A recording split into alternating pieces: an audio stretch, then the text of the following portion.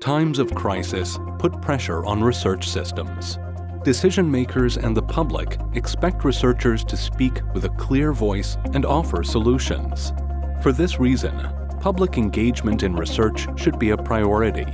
It can help align expectations and needs of society with what science can do.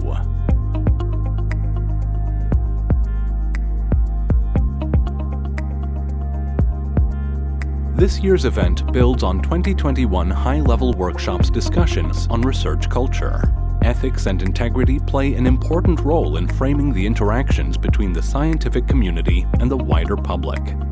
They are the essential ingredients through which we can establish trust and an arena for honest, meaningful, and effective exchanges with the public.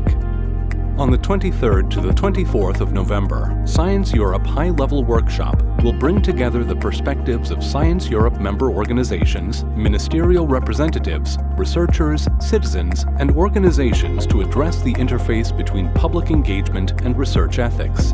In particular, communicating to a broader audience, public participation in research, interaction with decision makers.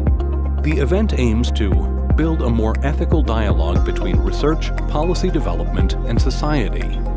Develop guidance on how to approach public engagement with the highest standards of ethics and integrity.